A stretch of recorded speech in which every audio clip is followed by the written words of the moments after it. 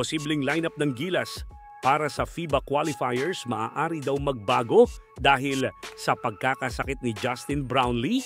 Sino ang dapat kapalit niya? Si Angelo Kwame ba? O dapat na bang i-push ng SBP ang naturalization ni Benny Boatwright? Pero bago yan, like and subscribe lang mga idol para sa latest basketball news and highlights. Ngayong nalalapit na ang FIBA World Cup qualifiers, naghahanda na rin ang ating national team para sa laban nila kontra sa national team ng Guam. Sa latest roster pool na inilabas ng SBP, kumpleto rekados ang lineup ng Gilas kumpara sa mga nakaraang tournament. With addition ng mga big man gaya ni QMB na first time maglalaro sa Gilas as local at ang inaabangang pagbabalik ni Kai Sotto na bagamat may mga reports online na 50-50 pa kung maglalaro na si Kai. Kung titingnan ang lineup, tatlong bagong muka ng Gilas ang isinama ni Coach Tim Cone para mabuo ang 16-man roster ng Gilas. Nadagdag nga sa listahan sina RJ Abarientos, QMB at Angelo Kwame na inaasahan magkakaroon ng reshuffle sa final roster ni Coach Tim Cone.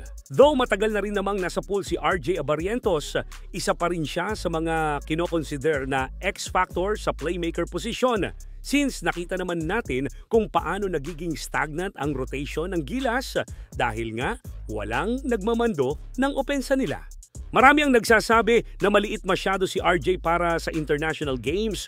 Pwede naman nating iikumpara sina LA Tenorio, Jason Castro at Jimmy Alapag na bagamat mga below 6 feet pero nagawa pa rin nilang makagawa ng pangalan sa international stage.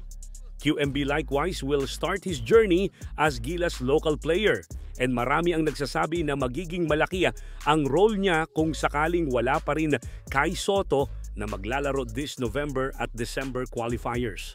Hopefully lang makabisado agad ni QMB ang sistema ni Coach Tim dahil sa kanya naiikot halos ang play ng Gilas without Kai Sotto. Isa pa sa mga additions sa Gilas pool ni Coach Tim ay si Gilas naturalized player Angelo Kwame na bagamat malakas ang tsansa niya na makapaglaro this November qualifiers dahil sa nangyari kay JB na balita ko ay nasa 2 hanggang 3 linggo daw ang recovery period sa pneumonia at depende pa kung severe ang kaso ni JB na maaari pa daw umabot ng 6 months. Pero hopefully ay hindi naman ganun kaseryoso ang nakuhang sakit ni JB para makahabol pa siya sa qualifiers.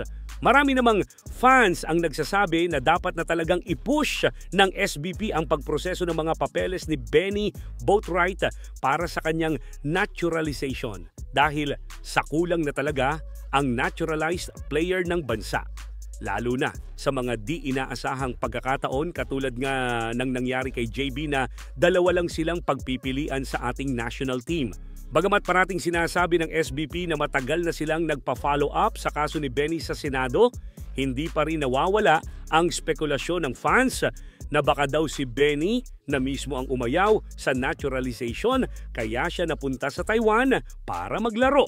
Tingin nyo, mga idol, dapat na bang dagdagan ng SBP ang pagkuha ng mga naturalized player ng bansa para sa future development nito at hindi matulad sa sitwasyon ngayon na 2 lang ang pagpipilian dahil malabo na rin naman makuha si Jordan Clarkson para lang sa mga qualifiers?